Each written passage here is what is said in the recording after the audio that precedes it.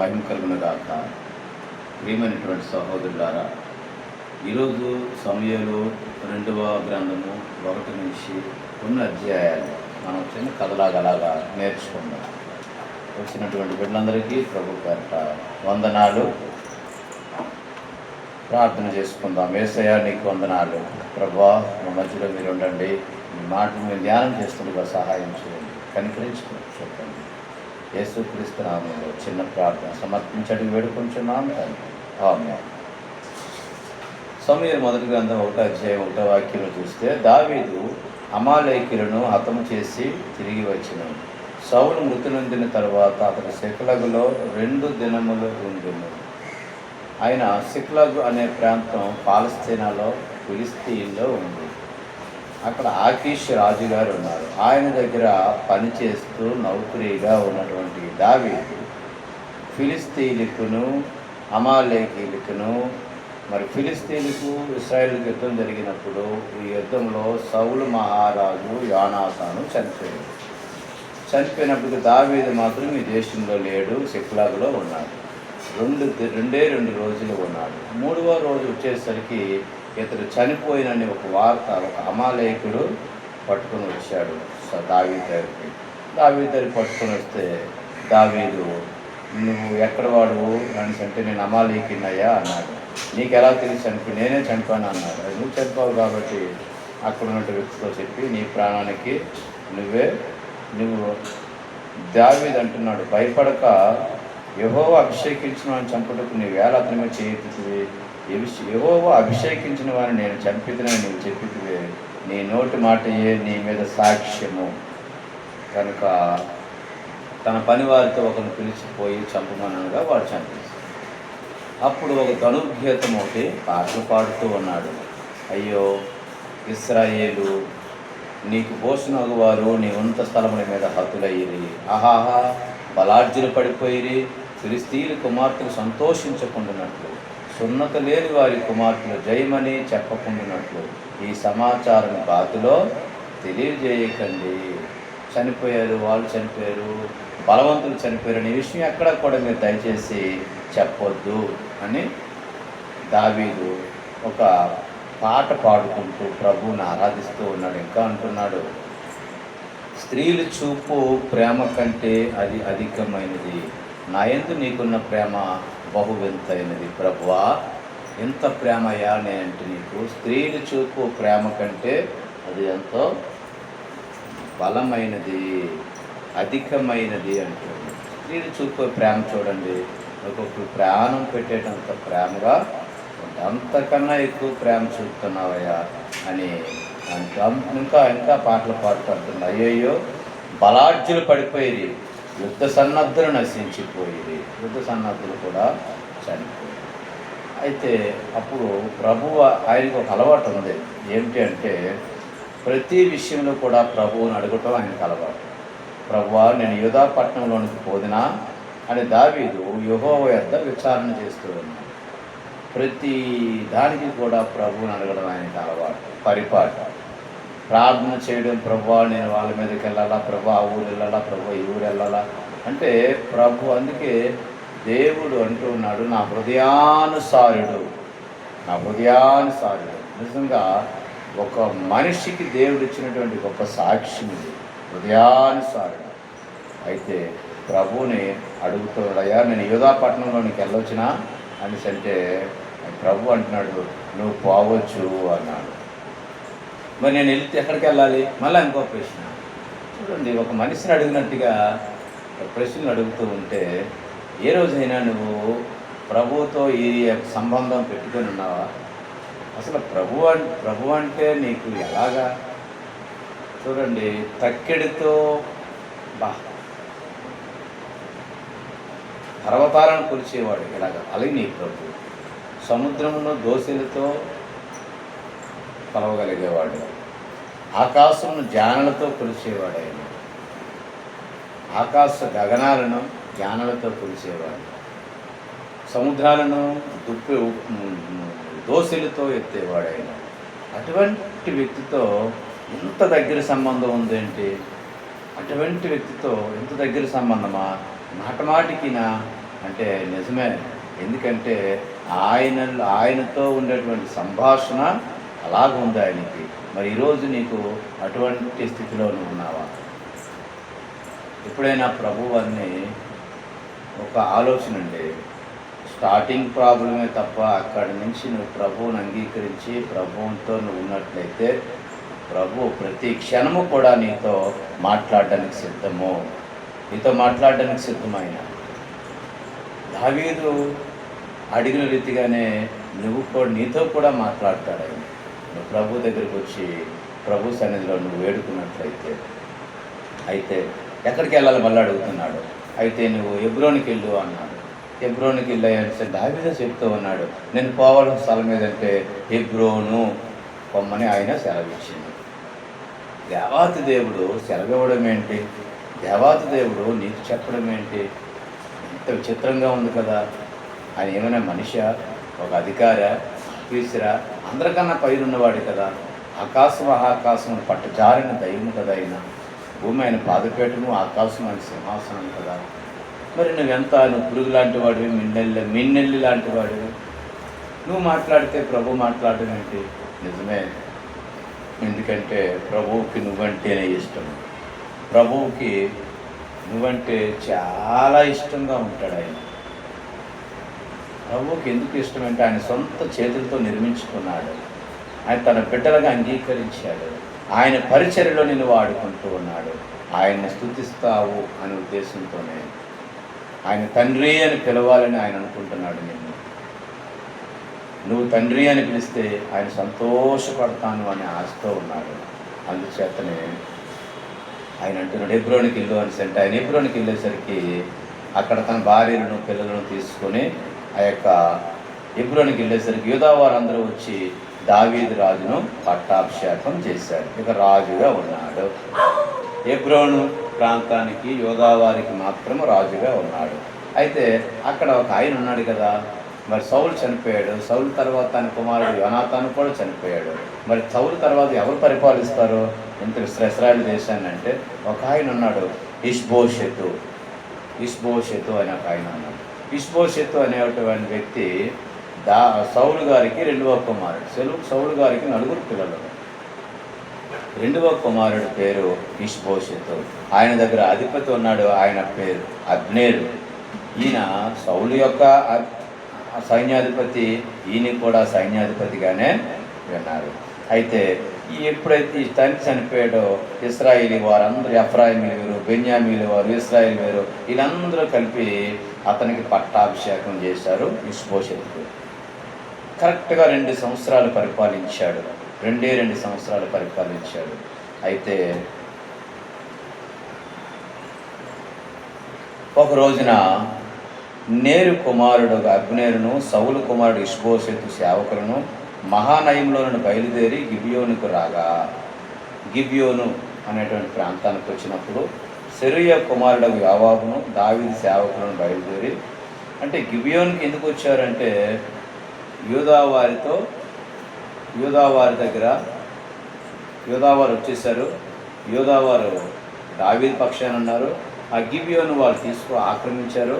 దాన్ని మళ్ళీ మనం ఆక్రమించుకుందామని వచ్చేసరికి ఇంకా వాళ్ళతో పాటు మరి వాళ్ళకు కూడా సైన్యం ఉంటుంది. దావీదు దగ్గర యోవాబు ఉన్నాడు, అబీషై ఉన్నాడు, అసాహేలు ఉన్నారు, వీళ్ళందరూ ఉన్నారు. అయితే ఇక్కడికి వచ్చేసరికి మరి ఈయన దగ్గర అబ్నేరు ఉన్నాడు, సేవకులు ఉన్నారు, వీళ్ళందరూ కూడా గిబియోనుకు బయలుదేరారు. వాళ్ళు కూడా దావీదు సైన్యం కూడా గిబియోనుకు వచ్చింది. గిబియోనుకు వచ్చేసరికి అయితే దావీదు తాలూకు సైన్యము ఇబ్నోరు సౌలు కుమారుడు ఇష్బోషెతు సంబంధులైనటువంటి కొంతమంది 12 మంది కలిపి మాట్లాడుకుంటూ ఉన్నారు. ఏమన్నా, అయ్యా ఇదిగో ఈ దినమున మనము యుద్ధం చేసుకోవద్దు. వీళ్ళకి ఘోరంగా యుద్ధం జరుగుతూ ఉంది. ఘోరంగా యుద్ధం జరుగుతుంటే ఆ యుద్ధంలో మరి ఇశ్రాయేలు ప్రజలు యూదావారి ఎదుట నిలవలేక పారిపోయి ఉంటే ఇక అబ్నేరు కూడా పారిపోతూ ఉన్నాడు. పారిపోతుంటే మరి యోవాబు తాలూకా తమ్ముడు చిన్నోడు, 3 ఆర్మీలో ఉన్నారు. సెరూయా, కుమారులు. వీళ్ళు ఎవరు అంటే దావీదుకు అక్క కొడుకులు. దావీదుకు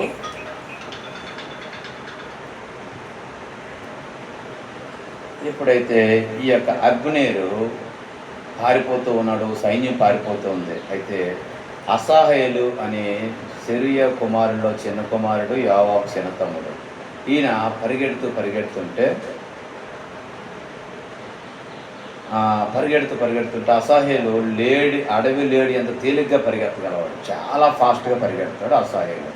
ఈ పరిగెట్టిన క్రమంలో అబ్నేరు గమనించాడు, అరే నువ్వు అసాహేలువే కదా, యోవాబు తమ్ముడివే కదా, ఎందుకలా వస్తున్నావు? నువ్వు కుడుగ్గాని అడగాని తప్పిపోయి నువ్వు వెళ్ళిపో, నా వెనకదలు రాకు నువ్వు. ఎందుకంటే నేను నేలకు కొట్టి చంపితే నీ సహోదరుడు ముందు నేను ఎట్లు తలెత్తుకోగలను? నువ్వు ఒక సైన్యాధిపతులు కదా మీరందరూ, దయచేసి వెనక నేట పడకండి, వెళ్ళిపోండి అంటే ఆయన మళ్ళా ముందుకెళ్ళి పరిగెడుతూ ఉన్నాడు. సరే నేను దగ్గరకు రాగా అబ్నేరు ఏం చేశాడంటే తన ఈటు పట్టుకొని చంపేసి ఆయన పడి చచ్చిపోయేసరికి ఇంకా అబ్నేరు వెళ్ళిపోతూ ఉన్నాడు. అయితే ఈ గిబియోను మార్గంలో అలాగే వెళ్ళిపోతూ ఉన్నారు. తమ సహోదరులు ఒకరికి ఒకరు కొట్టుకుంటూ ఆ రాత్రి అంతా కూడా రాత్రి వరకు యుద్ధం చేసుకుని ముందుకి సాగిపోయారు. వాళ్ళందరూ రాత్రి అంతా నడిచి తెల్లవారుజామున మొత్తం మీద హతం చేసి కొంతమందిని చంపేసి యుద్ధంలో ఓడించి మరి యోవాబు సైన్యము, దావీదు సైన్యము హెబ్రోను చేరుకున్నారు. అయితే అప్పుడు స్టార్ట్ అయిందండి దావీదు కుటుంబానికిను సౌలు కుటుంబానికిను బహుకాలం యుద్ధం జరుగుతూ ఉంది. ఒకరోజు కాదు, 2 రోజులు యుద్ధం అలా జరుగుతూనే ఉంటుందన్నమాట. అంతకంతకు యుద్ధం జరిగితే దావీదు అంతకంతకు ప్రబలిపోతున్నాడు, సౌలు కుటుంబం అంతకంతకు నీరసిల్లిపోతూ ఉంది. ఎందుకంటే దేవుడు దావీదుకి తోడుగా ఉన్నాడు కానీ సౌలు కుటుంబానికి తోడుగా, ఎందుకంటే వాళ్ళు చేసినటువంటి పొరపాట్ల వల్ల ఇవన్నీ కూడా జరుగుతూ ఉండేవి. అయితే ఒకరోజు ఇష్బోషెతు తన పినతండ్రితో ఒక మాట అంటున్నాడు. నాన్న, పినతండ్రి అవుతాడు అబ్నేరు ఏం చేశాడంటే ఒక ఉపపత్ని ఇంటికి వెళ్ళి ఆమెతో ఉంటే అప్పుడు అంటూ ఉంటాడనమాట, ఇదిగో నువ్వు నా తండ్రి ఉపపత్ని దగ్గరికి ఎందుకు వెళ్తున్నావు, నువ్వు వెళ్ళకూడదు కదా నువ్వు అబ్నేరు అని అడిగితే, ఏరా ఒక స్త్రీని బట్టి నన్ను చచ్చిన సమానంగా చేస్తావా? నేను నీకు అండగా ఉండబట్టి కదా దావీదు సైన్యం నీ మీద రాకుండా నేను చేస్తూ ఉన్నాను, మరి నువ్వెందుకు ఇలా నా మీద నింద మోపుతూ ఉన్నావు అని, ఇక నుంచి నేను నీకు సాయం చేయను, నేను ఆయనకే సాయం చేస్తాననే మాట ఎప్పుడైతే అన్నాడో ఇష్బోషెతు అబ్నేరుకు భయపడి ఇంకే మాట కూడా అనలేదు, మాట ఆడలేకపోతున్నాడు అన్నమాట. ఎందుకంటే ఆయన సైన్యాధిపతి, ఆయన చేతులు అందరూ ఉంటారనమాట. అయితే ఇలాగ జరుగుతూ ఉంటే అబ్నేరు దావీదు దగ్గరికి వచ్చి అంటాడు, అయ్యా దావీదు, నేను నీకు సాయం చేస్తాను, ఈ దేశమంతా ఇశ్రాయేలు ప్రజలందరూ నీకు తిప్పుతాను, నువ్వే కొంచెం జాగ్రత్త చూసుకోయ్యా అనేసి అంటే, అయితే సరే రావయ్యా, నువ్వు నా దర్శనానికి వచ్చే ముందు వర్తమానం పంపించాడు నాకు నీ దర్శనం కావాలని. సరే వచ్చే ముందు ఏం చేస్తావో తెలుసా, ఇదిగో మేకాలు ఉంది కదా, మేకాలను తీసుకొని రా అన్నాడు. మేకాలను తీసుకొని రా అంటే మేకాలు ఎక్కడుంది? మేకాలు దూతలను పంపి తన బహూరీం చూడండి అక్కడ లాయిషు కుమారుడైన పల్తీయేలు అనేటువంటి వ్యక్తికి వివాహం పెళ్లి చేసేసాడు. రెండో వివాహం అన్నమాట ఆవిడకి. అయినా అతను ఫస్ట్ కూడా అవ్వచ్చు, మొత్తం మీద ఏదో పెళ్లి జరిగింది, వివాహం జరిగింది, తీసుకెళ్ళిపోయాడు. రాజు మళ్ళా దేశానికి వచ్చినప్పుడు అడుగుతాడు, మరి మేకాలు నా భార్య కదా, ఆయనకి పెళ్లి చేశాడు అలా అన్న, తీసుకొని వచ్చేయండి అంటే ఆమె గబగబా మళ్ళా అది వచ్చేస్తూ వెనకాతలో ఎంటబడుతూనే వస్తూ ఉండేవాడు. ఆయన వెంటబడుతుంటే అబ్నేరు అన్నాడు, ఆయన వెనక పోరా అన్నాడు. అప్పుడు మేకాలను తీసుకొచ్చి దావీదుకి ఇచ్చాడు. ఈ యొక్క అబ్నేరు తీసుకొని మాట్లాడుతున్నాడు, అయ్యా మరి ఏమి లేదయ్యా, నేను నీకు సమాధానంగా ఉంటాను, నువ్వే దేవుడు నీకు దీవిస్తున్నాడు, దేవుడు నీ పక్షాన్ని ఉన్నాడు, మరి మమ్మల్ని అందరినీ కూడా నువ్వు కాపాడయ్యా, మా దేశాన్ని కూడా నువ్వే చూసుకో, ఇంకా మాకు చేతనైన వారు ఎవరు లేరు, దేశాన్ని కాపాడు అని మొరపెట్టుకుని సరేనయ్యా అన్నాడు. అదే టైంలో ఆయన మాట్లాడుతూ వెనక్కి వెళ్ళిపోతూ ఉన్నాడు. ఆ టైంలో దావీదు సేవకుడైనటువంటి యోవాబు ఆ సమయంలో లేడు అక్కడ. యోవాబు లేకపోయేసరికి ఎప్పుడైతే యోవాబు లేడో ఆయన దాటి వెళ్ళిపోవడం చూశాడు. ఇదేంటి శత్రువు వచ్చాడు మన ఇంటికి వచ్చాడు అనేసి అంటే దావీదుని ఏమీ అనకుండగానే వెంటనే మళ్ళీ వెనక్కి పిలిపించి ఆయన తీసుకొచ్చిన తర్వాత అబ్నేరుని కడుపులో పొడి చంపేశాడు. ఒక సైన్యాధిపతి చంపేశాడు. దావీదు సైన్యాధిపతి సౌలు సైన్యాధిపతిని అబ్నేరును కడుపులో పొడి ఎందుకు చంపేశాడు? వాళ్ళ తమ్ముడిని చంపేశాడు. ఈ విషయము దావీదు తెలిసింది. అరే సమాధానంగా వచ్చిన చంపవచ్చా? మనం ఎప్పుడు చంపాలి? యుద్ధంలో చంపాలి శత్రువుని తప్ప. సమాధానం పడ్డానికి వచ్చాడు, నాతో రాజీ పడ్డానికి వచ్చాడు కదా. రాజీ పడ్డానికి వచ్చేటప్పుడు ఫీస్ట్ ఆఫ్ పీస్లో ఆయన చంపొచ్చిన అయ్యో ఈ శ్రమ ఎందుకు ఇంత పని చేసావు నువ్వు? ఇదిగో నువ్వు ఇక్కడి నుంచి ఆ నేరం నా మీద కాదు నీ మీదే ఉంటుంది అని చెప్పేసి దావీదే అనేసాడు అన్నమాట. ఇంకా అబ్నేరుని ఎప్పుడైతే చనిపోయాడో అబ్నేరు కోసం ఒక కొన్ని దినాలు మరి కీర్తన ఎత్తి శోక కీర్తన పాడి మరి అందరూ కూడా చాలా ఏడ్చారన్నమాట. అయ్యో ఎందుకంటే నీతులు చచ్చినట్టుగా నువ్వు చచ్చిపోవచ్చా అబ్నేరు? నీ చేతులకు కట్లు లేకుండాను నీ కాళ్ళకు సంఖ్యలు వేయబడకుండాను దోషకారి ఎదుటి ఒకటి పడినట్లు నువ్వు పడితే రాజు ఇలాగున చూసావా? అయ్యో ఒక దోషకారి పడుకుని నువ్వు ఎందుకు ఇలాగా సమయానికి వచ్చా? నువ్వు రాజీకి వచ్చావు కదయ్యా, రాజీకి వచ్చిన నీకు ఎందుకు ఈ శ్రమ వచ్చింది అని బాధపడుతూ ఉన్నాడు. అయితే సౌలు కుమారుడు ఎప్పుడైతే అబ్నేరు చనిపోయాడో సైన్యాధిపతి అనేసరికి ఇతను భయం వేసింది. భయం వేసి ఇంకా భయం వేస్తుంటే సౌలు కుమారుడు ఇష్బోషెతు దగ్గర ఇద్దరు సైన్యాధిపతులు ఉంటారు. ఒకరి పేరు బయానా, రెండవ వాడి పేరు రేకాబు. ఈ బయానా రేకాబులు ఒకరోజు ఆయన మీద కుట్ర చేసి రాత్రి పడుకునేటప్పుడు ఆయన్ని చంపేసి ఆయన తలట్టుకొని వెళ్ళి తలకాయ పట్టుకుని దావీదు దగ్గర పట్టుకెళ్ళారు. దావీదా ఇదిగోనయ్యా ఇగో మేము మీరేమో ఇష్బోషెతు తలను తీసుకొని వచ్చామంటే ఒరే పడుకున్నాను చంపుతారా మీరు? మీ సావుకు మీరే ఉత్తరవాదులని వాళ్ళిద్దరిని కూడా చంపేశారు. మొత్తం మీద 5వ అధ్యాయం వచ్చేసరికి ఇక్కడ చూడండి, ఇశ్రాయేలు పెద్దలందరూ కూడా హెబ్రోను దగ్గరికి వచ్చి అయ్యా మమ్మల్ని నువ్వే పరిపాలించయ్యా, నువ్వేనయ్యా మాకు రాజుగా ఉండయా అని బతిమాలుకుంటే అప్పుడు ఇశ్రాయేలు వారి మీదను రాజవుటకు వారు దావీదుకు పట్టాభిషేకం చేశారు. 2 సార్లు పట్టాభిషేకం జరిగిన వ్యక్తి దావీదు. మొదటిసారి యోధా వారు హెబ్రోనులో చేశారు. రెండవసారి ఇశ్రాయేలు వారు రాజు అవ్వడానికి యెరూషలేములో హెబ్రోనులోకి వచ్చే ఇశ్రాయేలు వారు అందరూ వచ్చి పట్టాభిషేకం మా మీద కూడా పరిపాలన చేయాలి. అయితే మొత్తం మీద ఇలాగ పరిపాలన చేస్తూ ఉన్నాడు. చుట్టుపక్కల దావీదుకు 30 సంవత్సరాలు వచ్చాయి, ప్రారంభించాడు పరిపాలన. ఇక ఎటు ప్రక్క వెళ్ళినా కూడా ఎక్కడికి వెళ్ళినా దావీదుకు విజయం మీద విజయమే వస్తూ ఉండేది. ఎప్పుడు కూడా ఫిలిస్తీన్లు అంటే పాలస్తీనా వారు ఆయన మీదకి ఎప్పుడు వచ్చినా వెంటనే అనేవాడు, ప్రభువా నేను వెళ్ళాలా వద్దా వెళ్ళు నీకు అప్పగిస్తాను అన్న మాటే కానీ అప్పగించను అన్న మాట రాలేదు. అలాగ ఫిలిస్తీన్లు ఇవందరూ కూడా ఓడించి ఇంక దేశాన్ని దాని మొదలుకొని బయర్షెబా వరకు కూడా చుట్టుపక్కల లెబానోను, ఫిలిస్తీన్లు, పాలస్తీనా, యోర్దాను చుట్టుపక్కల మరి ఇంకా సిరియా ఇవన్నిటిని కూడా జయిస్తూనే ఉన్నాడు.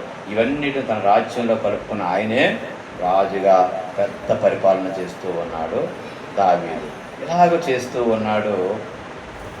ఒకరోజు దావీదు అన్నాడు, అవును మన దేవుని మందసము మన ఊర్లోకి తెచ్చుకుందాం, అది ఎక్కడుంది అనేసి అంటే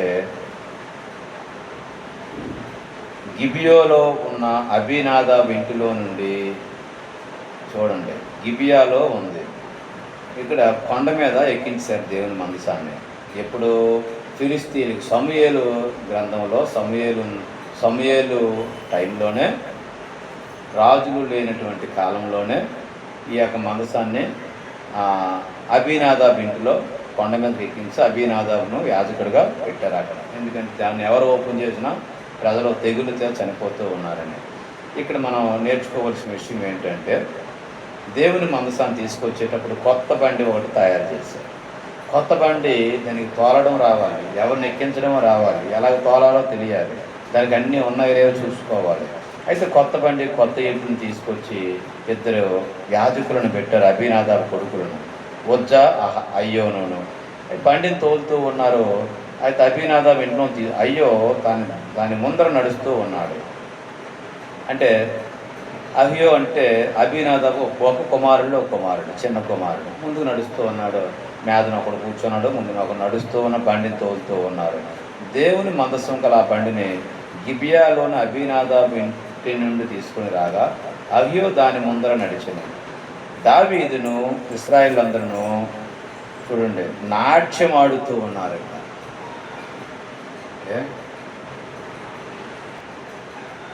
ఎప్పుడైతే దేవుని సన్నిధిలో అందరూ కూడా నాట్యం ఆడుతూ దాన్ని తీసుకుని వస్తూ ఉన్నారు.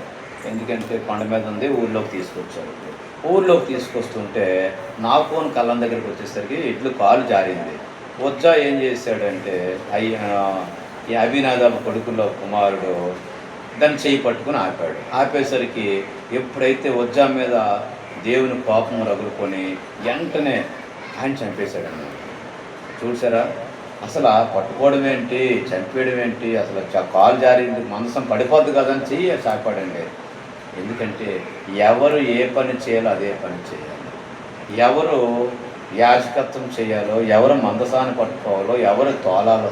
ఈరోజు చాలామంది కొత్త పళ్ళు వస్తూ ఉంటాయి, కొత్త సంఘాలు వస్తాయి, నిలబడలేవు. ఈరోజు ఎందుకు నిలబడలేవంటే ఇలాంటి శ్రమ వచ్చినప్పుడు నిలబడాలంటే కష్టము.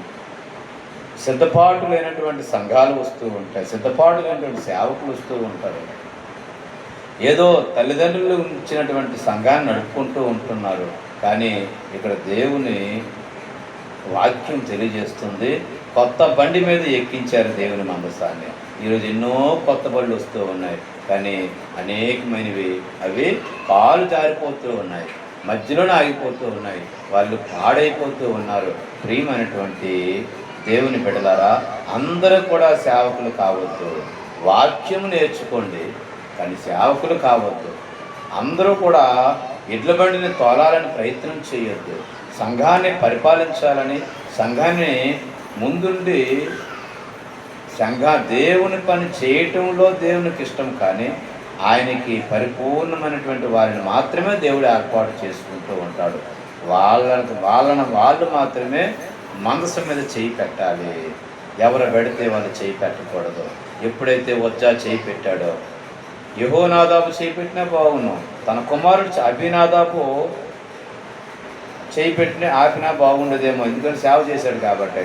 ఆయన కుమారులు పెట్టారు, ఆయన కుమారులు యాజకత్వానికి లేరేమో మరి, అందుకే చనిపోయాడు అనమాట. ఆయన అలా చనిపోయేసరికి దావీదు వ్యాకులు పడ్డాడు, బాధపడిపోయాడు. అయ్యో, ఈ దినమున ఈ మందసం అయితే ఎలాగుంటుంది మరి, యొక్క ఆఫ్టర్ తన యాజకులు కుమారుడు ఎడితేనే చనిపోయాడు, ఎలా తీసుకెళ్ళగలను? ఇప్పుడు భయపడిపోయి దాన్ని అలాగ ఒడ్డంతా తీసుకుని వచ్చి గిత్తీయుడు ఓబేదేదోము ఇంటి వరకు తీసుకుని అక్కడ ఉంచాడు.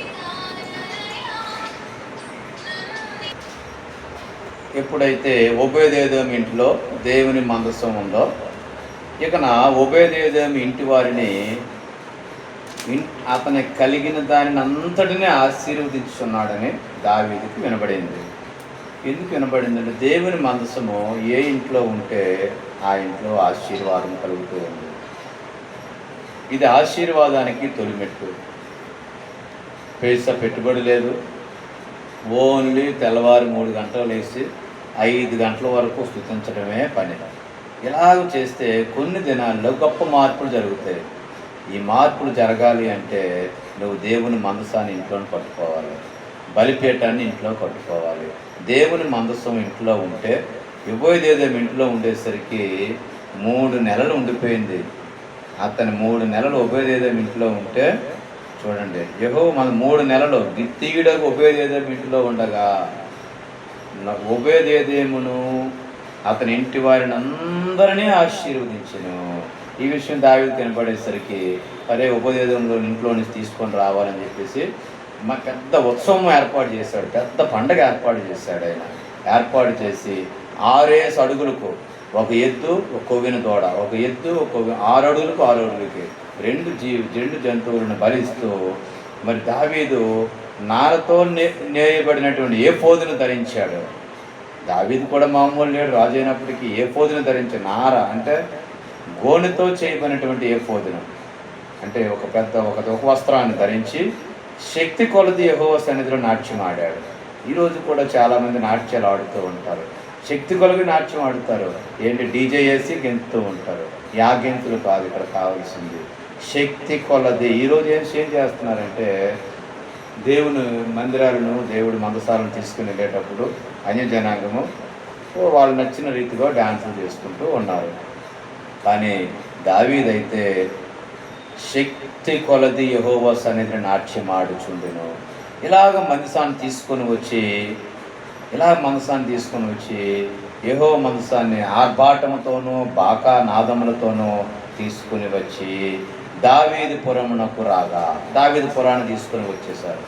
దావీదు పురాన్ని తీసుకుని దావీదు పురంలో దానికి ఏర్పరచబడినటువంటి స్థలంలో దాన్ని ఉంచారు. ఇలా ఉంచినప్పటికీ సౌలు భార్య వల్ల వచ్చింది కదా మేకాలో, కిటికీలను చూసి మా ఆయన ఏంటి, డ్యాన్సులు ఏంటి, అసలు బట్టలు ఇప్పుకొని డ్యాన్స్ చేయడం ఏంటి, ఎలాంటి బట్టలు వేసుకోవడం ఏంటి అని మనసులో ఈయనపరుస్తూ ఉండేది. ఇలా ఈయనపరుస్తూ ఉండడం చేతన దేవుడు ఏం చేశాడంటే తనకు గర్భం లేకుండా చేసేసాడంటే ఇంకా తనకు జీవితకాలం అంతా కూడా అలాగనే ఉండిపోయింది. ఎప్పుడైతే గొప్ప ఉత్సవంతో వచ్చారో దావీదు పురానికి మందసం వచ్చిందో అందరికి కూడా ఆ టైంలో బల్లనిచ్చి భోజనాలు పెట్టి పంపించేశాడు అన్నమాట. అయితే ఈ స్థితి అంతా చూసిన తర్వాత వచ్చి ఇంటికి వచ్చి అడుగుతుంది, ఏమయ్యా దావీదు, నీకు ఒక వ్యర్థుడు ఒకడు తన బట్టలు విప్పేసినట్టు ఇప్పుతావా బట్టలు, నువ్వు రాజువా కాదా అనేసి చాలా గొప్ప ఘనంగా కనిపించినావు, నువ్వు అపహాస్యం చేస్తుందంట. అయితే దావీదు అంటున్నాడు, నీ తండ్రిని అతని సంతతిని విసర్జించాడు ఇశ్రాయేలు దేవుడు, నన్ను అధిపతిగా నియమిస్తే ఆయన సన్నిధిలో నేను ఆట ఆడాను అన్నాడు అనమాట. ఆట మరణం వరకు కూడా ఆమె పిల్లలు లేకుండా చేస్తాడు. ఇంకా అయితే ఎంతకంటే మరి ఎక్కువగా నేను తృణీకరింపబడి నా దృష్టికి నేను అల్పుడనైనా నీవు చెప్పిన పనికెత్తుల దృష్టికి గనుడు నవ్వుదునని మీకాలుతో అన్నాడు. చూడండి ఎంత తగ్గింపు జీవితమో దావీదు. ఇలాగ 6 అధ్యాయాలు వచ్చేసరికి సిక్లగులో ఉన్నటువంటి దావీదు ఇశ్రాయేలు హెబ్రోను మొత్తానికి రాజు అయ్యాడు. రాజు అయిన తర్వాత మందసం కూడా ఏర్పాటయ్యింది. దేవుని మందసం కూడా అతను ఉన్నటువంటి ప్రాంతాన్ని తీసుకుని వచ్చేసాడు, డేరాలో పెట్టాడు. మరి మనం దీన్ని బట్టి మనం ఏం నేర్చుకున్నామంటే, మరి దేవుని మందసం ఎక్కడుంటే అక్కడ ఆశీర్వాదాలు. దేవుడు ప్రతి విషయము దేవుడి మీద ఆధారపడము దావీదు నుంచి మనం నేర్చుకోవాలి. మందసం నుంచి ఏం నేర్చుకోవాలంటే, దేవుని మందసం ఇంట్లో మనకు కూడా ఆశీర్వాదాలు ఉంటాయి. అటువంటి ఆశీర్వాదాలు పొందుకోవాలనుకుంటే మీరు కూడా దేవుని మందసం మన ఇంట్లో కట్టుకొని, కుటుంబ మందసాలు, మరి సంఘ మందసాలు, గ్రామ మందసాలు, ఇవన్నీ కూడా మందసాలు, దేవుని మందసం అందరూ కలిపి కట్టుకొని ఎక్కువ ఆయన సన్నిధిలో నిరంతరము కూడా ధ్యానం చేస్తూ ఉంటే దేవుడు మనలందరినీ కూడా దీవిస్తాడు. వాక్యం దీవించి ఆశీర్వదించిన గాక. ఆమేన్.